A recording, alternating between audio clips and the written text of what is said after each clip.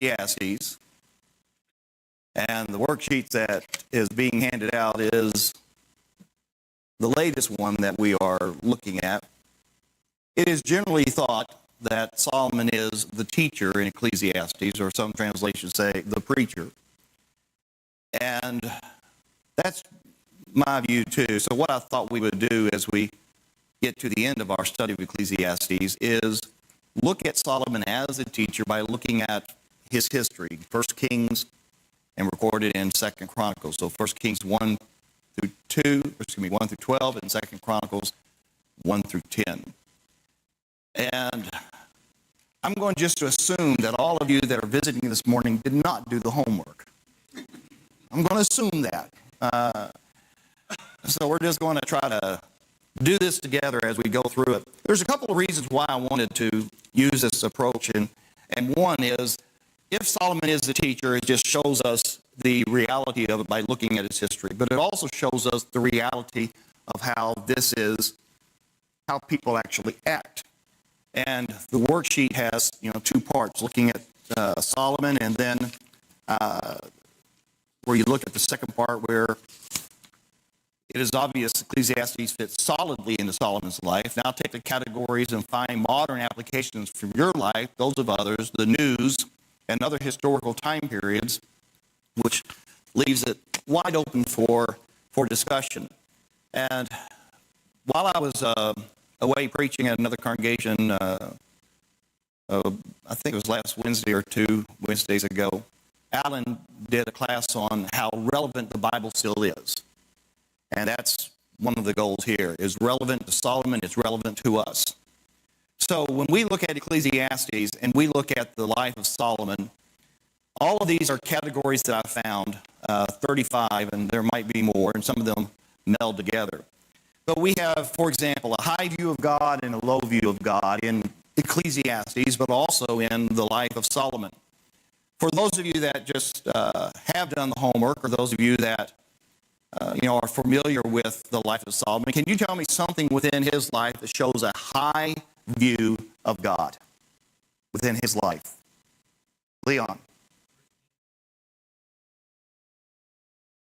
Okay, so he loved the Lord. Kings 3:3. Anybody else have a high view of God? Yes. I did a sermon a while back on the prayer of Solomon, and that's probably the first time I ever did a sermon just on that prayer. And it's an amazing prayer. If you ever need work on your own prayers, look at prayers in the Bible, and Solomon's prayer is one of them. Anybody else have something from the life of Solomon that shows he had a high view of God? Retha. Chapter 2, verses 3, 4. Keep the charge of the Lord your God to walk in his ways, keep his statutes, his commandments, his ordinances, and his testimonies, according to what is written in the law of Moses, that you may succeed in all that you do and wherever you turn. So he was taught a high view of God. From the book of Ecclesiastes itself, what do we see that shows that he had a high view of God? Look at, for example, chapter 8. Chapter 8, verse 17.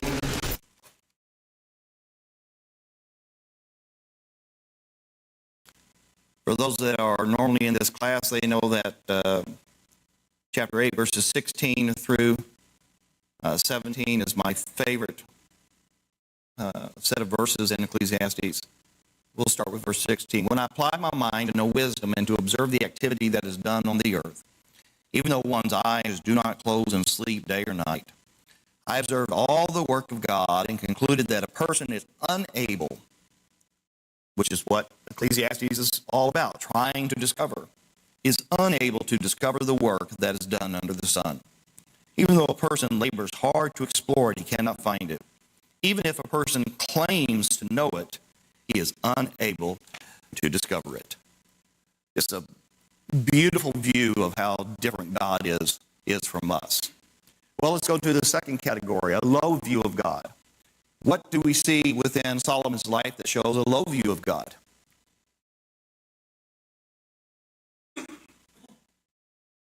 his latter life. Everybody turn to chapter 11.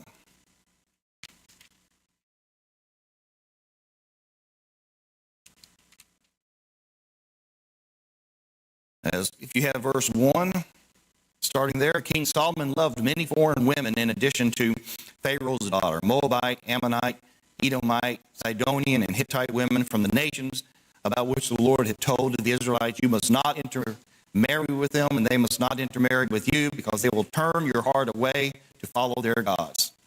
To these women, Solomon was deeply attached in love. He had 700 wives, 700 princesses, and 300 who were concubines, and they turned his heart away. I sent out a devotional to our congregation yesterday based from Jeremiah that is, you become what you worship. You become like what you worship. And we know that's true. And you can find that in Jeremiah. You can find it from here. Solomon goes from loving God, building this temple, having these marvelous prayers, and so on. So his love from God gets shifted to all of these others, which lowers his view of God, because now he's starting to worship that which he loves, those that are the gods of his wives. So is it possible to go from a high view of God to a low view of God? Yes. Telling Solomon that he's going to take the kingdom from his hand because of these things that he did. We don't see Solomon repenting in this context. One of the questions people often ask about Solomon is there any indication that he did repent? And we really don't find any.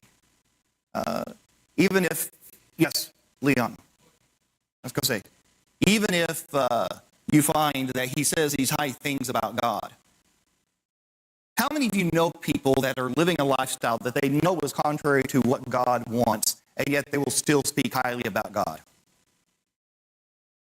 Okay?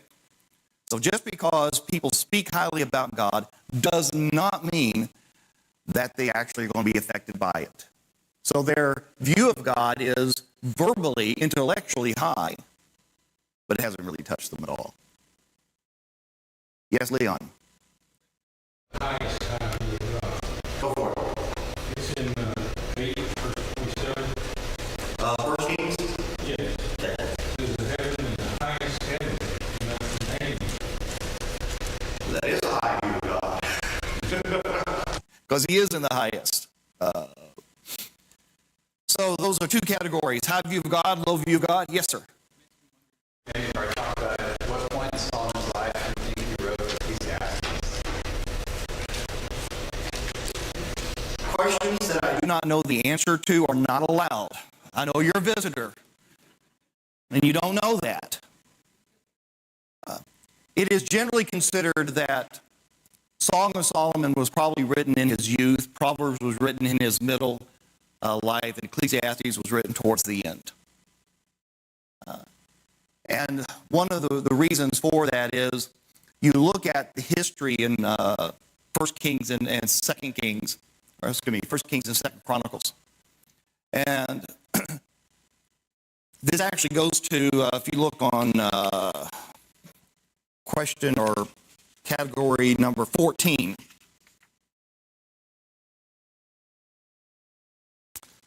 loss of focus and purpose. Okay.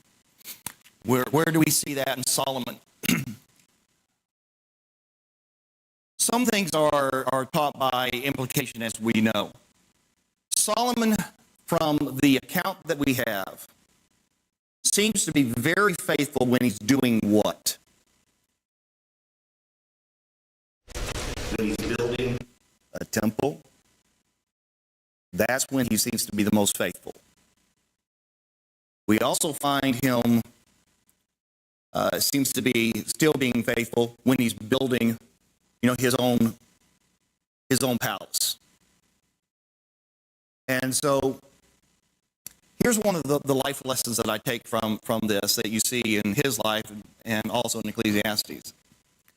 When we have focused goals, that helps us to stay faithful. When we think that there's nothing else for us to do, then we start to wander and to lose focus. And so we see him in his younger age doing the building. And I think that that actually helped him stay faithful. So let's ask this question. What applications can we make to that?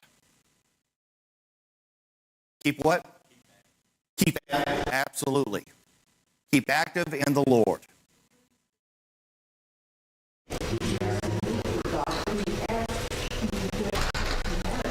Yes, you can lose your need for God when you have everything.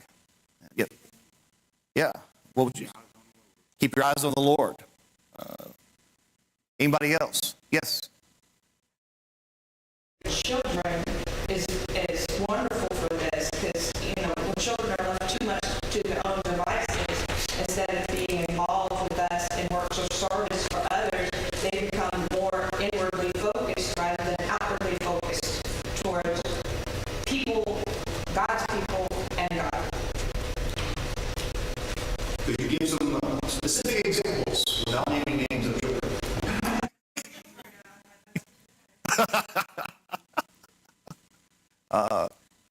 Anybody else on this? Yes, sir. Congregation, you want to try to get everybody to have a job. Absolutely. The congregation will die if, you've heard the old adage, if 90% are doing just 10% and 10% are doing 90%. If you got 10% that are doing 90% of the work, people will get disinterested. They won't think that they're needed. One of the classes, I don't know if we're going to get to it because Ecclesiastes is just a fascinating book for me, is, and this goes along with, the warnings of unfaithfulness. We know that he became unfaithful. Could this have something to do with he was very active, and as long as he had a project, he stayed faithful, but when his projects got over, then he kind of lost focus.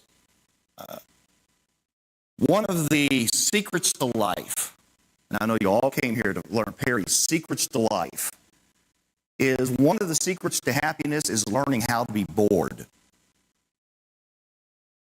One of the secrets of happiness is learning how to be bored.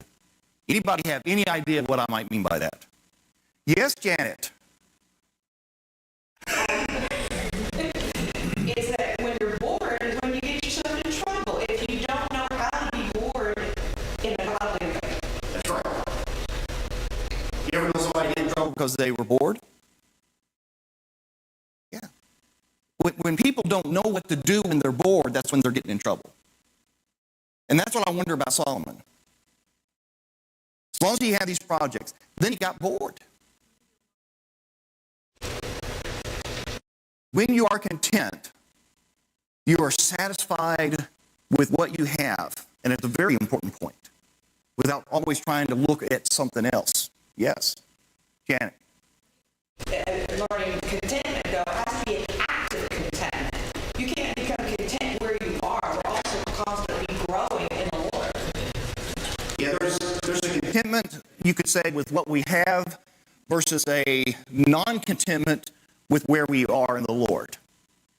And even that non-contentment with where we are in the Lord, it's kind of like this paradox. Can you be satisfied or content that you are saved in the Lord right now? Yes. Does that mean you don't want to grow? No. So you've got that constant paradox that are going. I think boredom is something that affected Solomon greatly. Everybody just look at Ecclesiastes. And this is his loss of focus,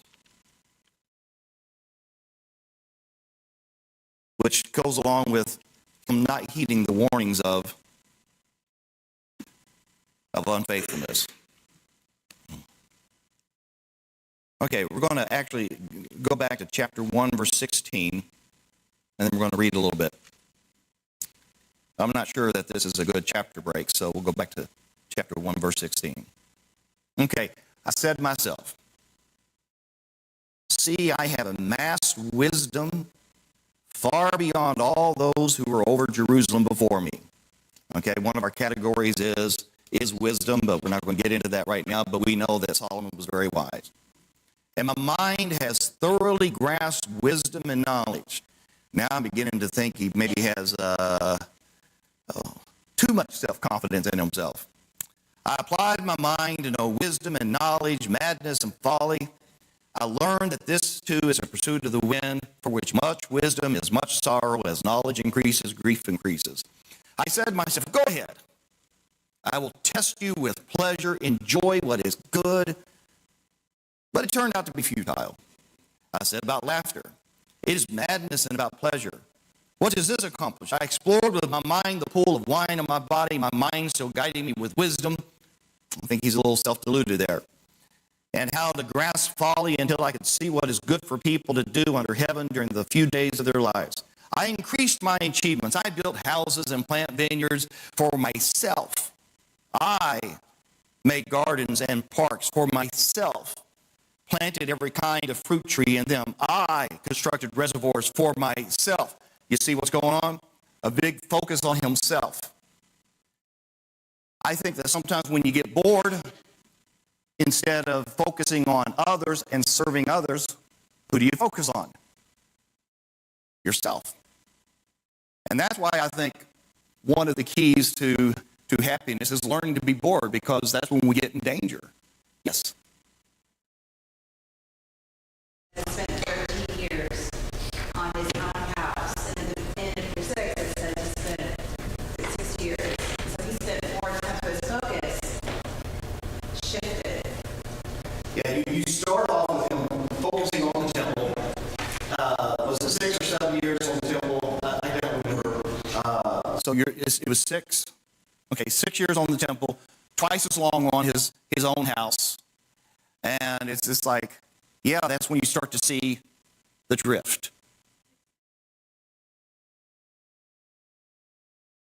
Absolutely. When we get bored, we lose our focus. We lose our remembrance of the warnings of unfaithfulness. Yes, Leon.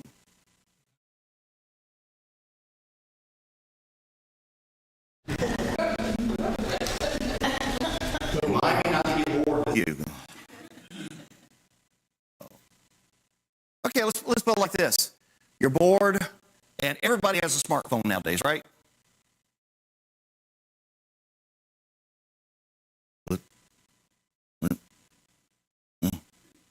You can do this on Instagram. You can do this on TikTok.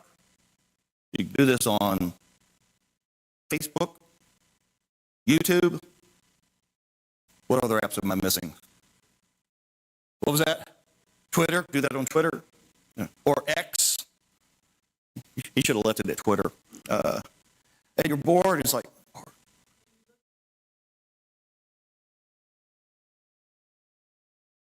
how many of you have not done that? I've done that. Where I'm bored, it's like, well, that was an hour I didn't do anything productive. And then when you're just doing this, you're not actively looking for anything. But then you see something and go, huh.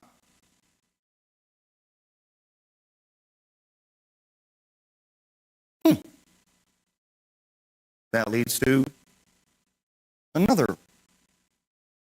That's interesting. Anybody looking? Nobody's looking.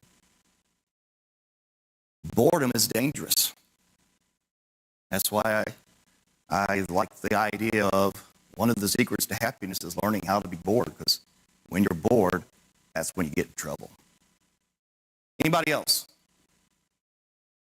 Yes, sir. The influence of the relationships that he had. It says that he was clinging to those wives in love. And in Song of Solomon, he talks about how love is as strong as death. Just that those feelings, that emotion, that connection is really hard to break.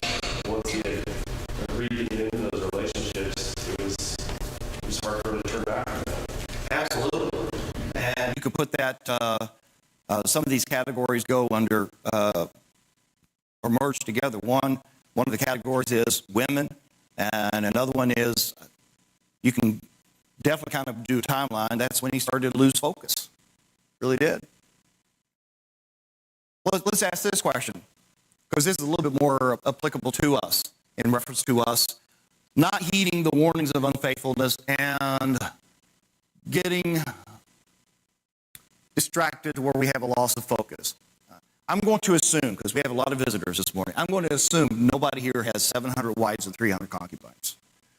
That's safe assumption there. I'm going to even assume that you don't even have 7 and 3 spouses. I'm going to assume, though, that you have friends. Can friends cause us to lose focus? Very much so. Can friends cause us to forget the warnings about becoming unfaithful? Absolutely. I can't remember all the times, but I do remember one time that I allowed a friend to lead me to betray another friend. And I'll tell you what it is. I was in elementary school, and I won the most improved reader, which probably tells you how bad of a reader that I was. But I won the award, and I got 2 tickets to go to the skating rink, because they were having a big skating party. And one for me and one for my best friend, Paul Dean. That was his name. First name Paul, last name Dean.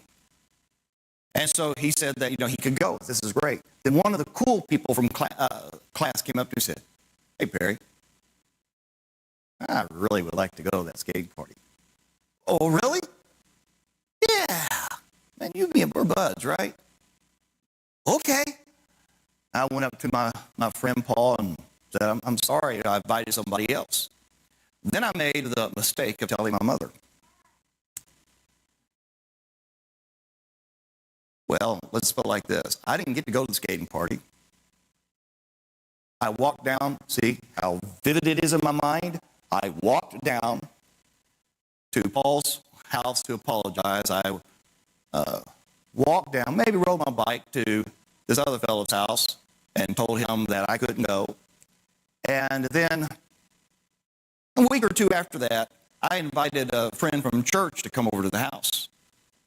And he said that he would. And the day that he was supposed to come over, somebody else from church invited him to come to their house. And he came up to me and he said, "Perry, I'm not going to go home with you. So-and-so invited me, so I'm just going to go home." I went up to my mom and said, "Can you believe he did that?" And my mom said, "You mean he did the same thing to you that you did to your friend?" Relationships can cause us to lose focus. So does this mean that we should have no relationships outside of those that are in Christ? Is that what that means?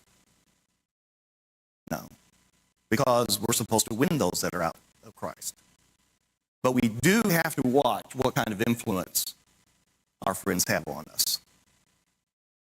I remember this delightful story where one of my children, it was one of my daughters, went to a movie with some of her friends.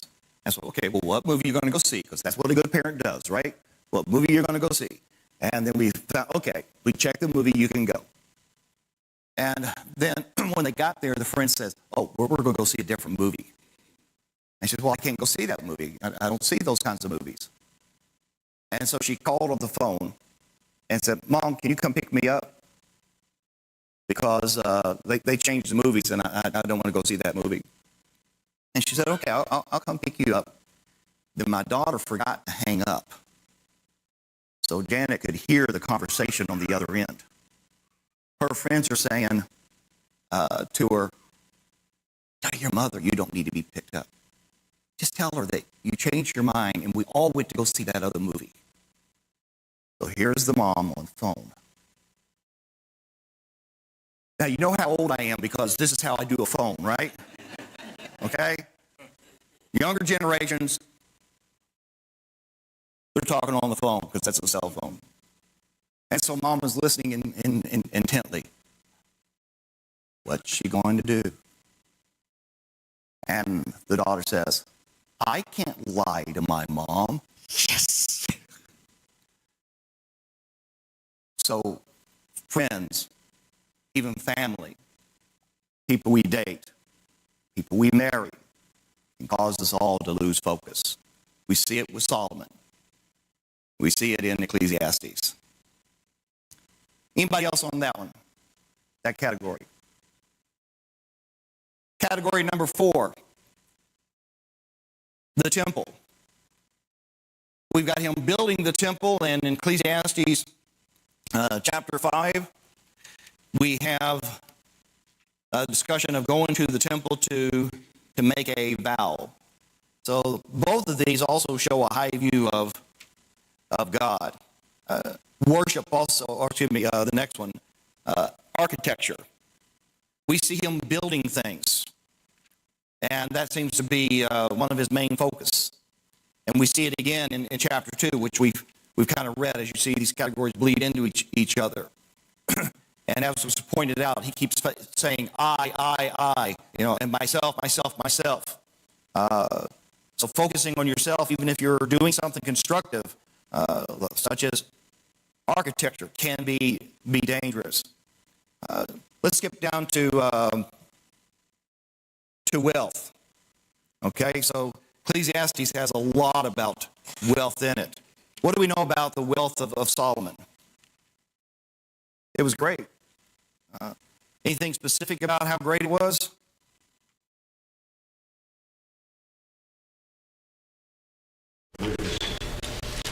That's a lot of bank, isn't it?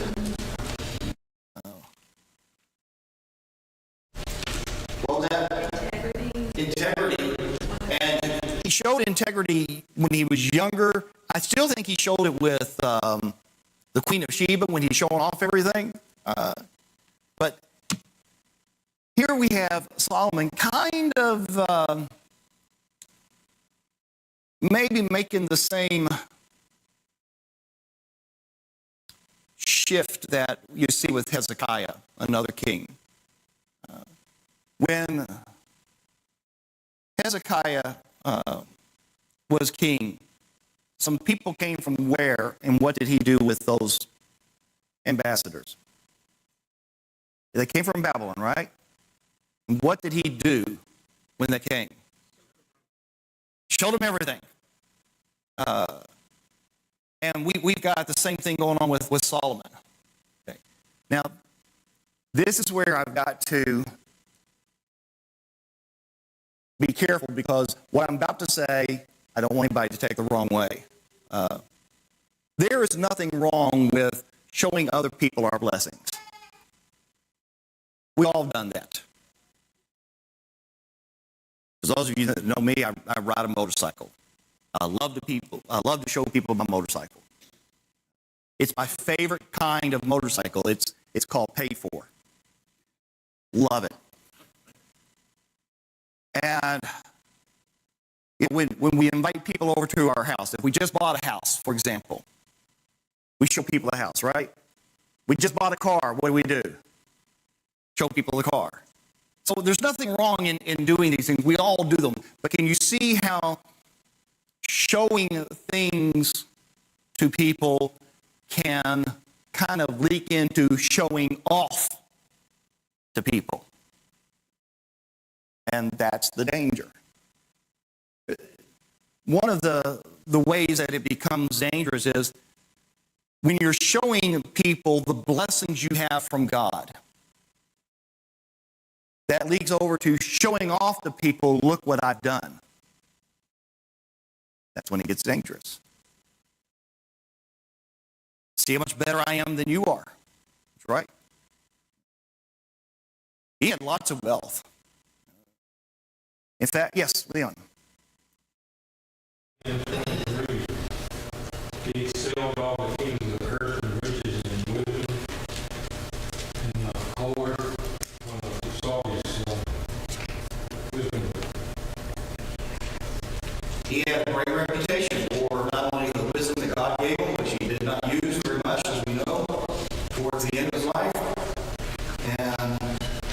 blessings which he also misused.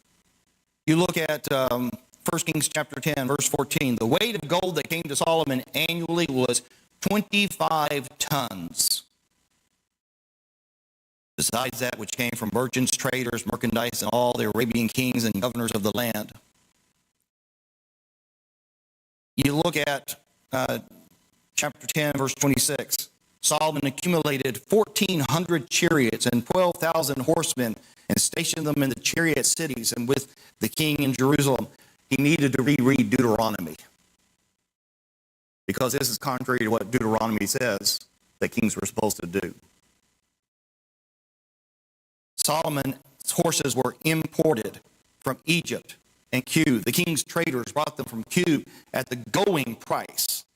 A chariot was imported from Egypt for 15 pounds of silver and a horse for nearly 4 pounds. In the same way, they exported them all to the kings of the Hittites and to the kings of Aram and through their agents. So he's got a lot of good deals going on. He's becoming a businessman.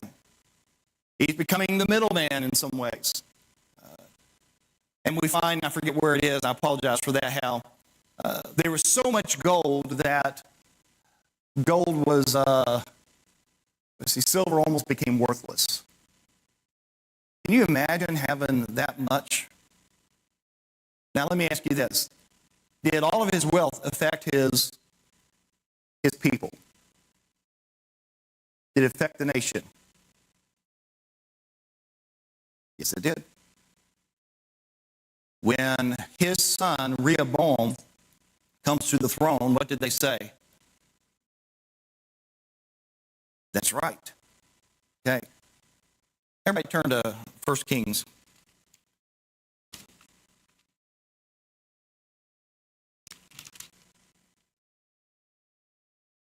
Chapter 12.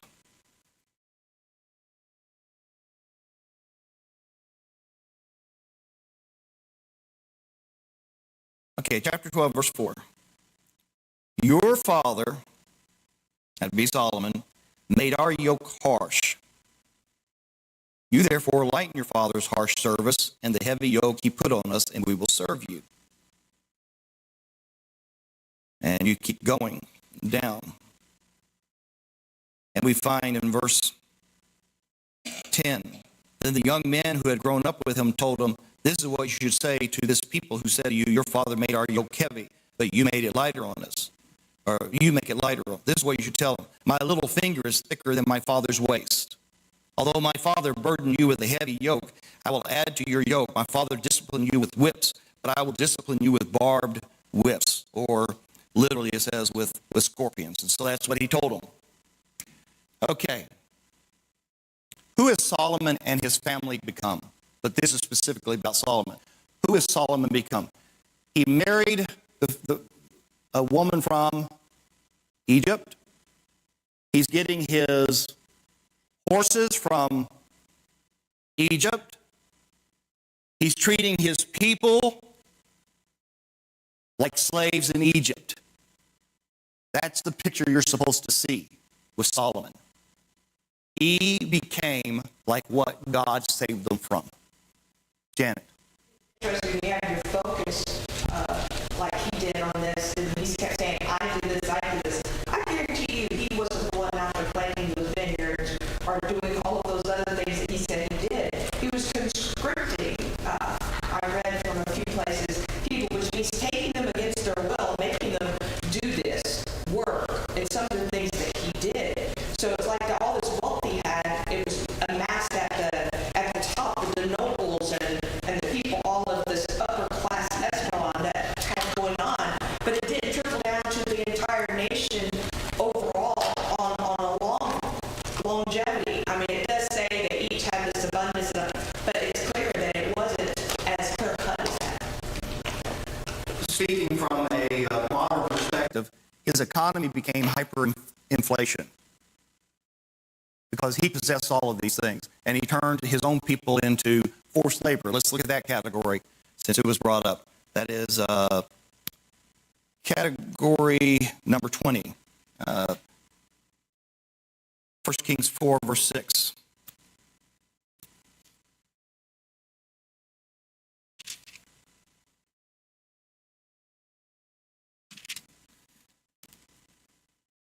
So, how much forced labor did he have? Well, he had to have, to use a modern parlay, a secretary. Such as we have a Secretary of War, or Secretary of Education, Secretary of Commerce. Chapter 4, verse 6, Abishar in charge of the palace, and Adoram, son of Abda, in charge of forced labor. Well, let's look at some more about this forced labor. Look at chapter 5.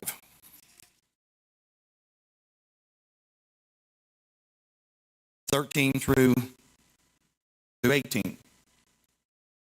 Then King Solomon drafted forced laborers from all Israel. The labor force numbered 30,000 men. He wasn't supposed to do this according to the law of Moses. He sent 10,000 to Lebanon each month in shifts. 1 month they were in Lebanon, 2 months they were at home. Adoram was in charge of the forced labor. Solomon had 70,000 porters and 80,000 stonecutters in the mountains, not including his 3,300 deputies in charge of the work. They supervised the work that people were doing. The king commanded them to quarry large, costly stones to lay the foundation of the temple with dressed stones. So Solomon's builders and Hiram's builders, along with the Gebalites, quarried the stone and prepared the timber and stones for the temple's construction. Let's keep going. Where we see in chapter 9, verses 15 through 23.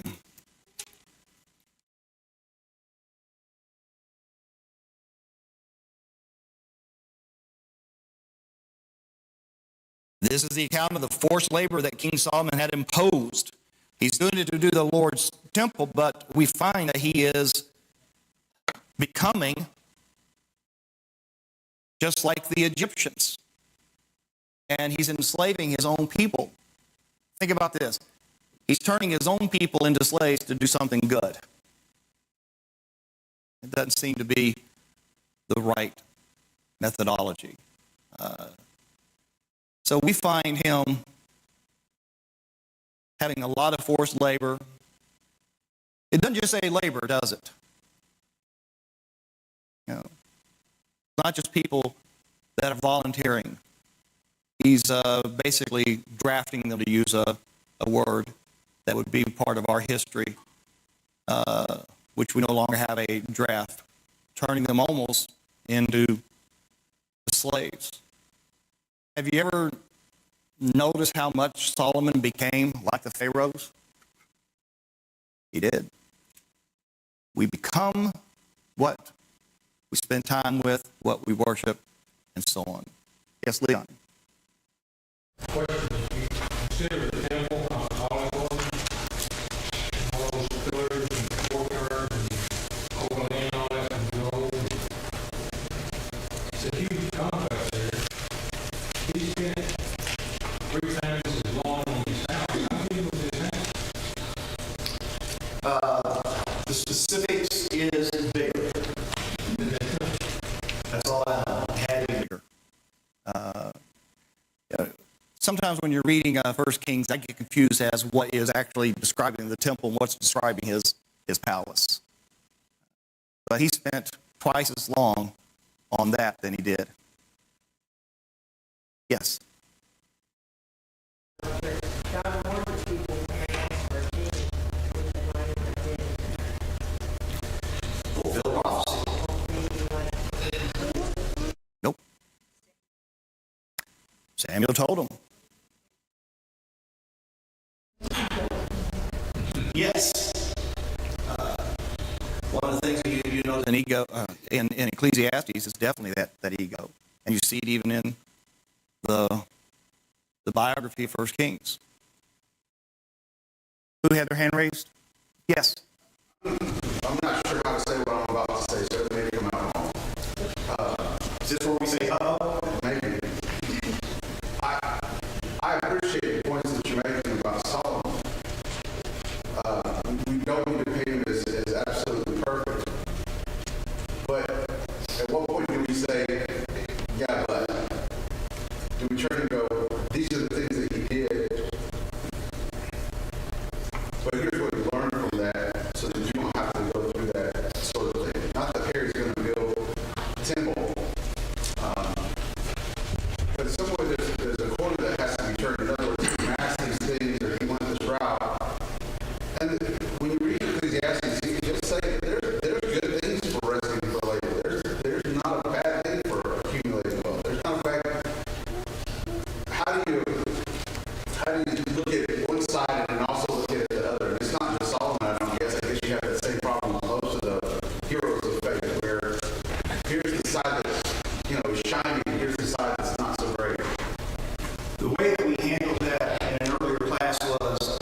We had several classes on learning the difference between finding the meaning of life in Ecclesiastes versus finding meaning in life in Ecclesiastes.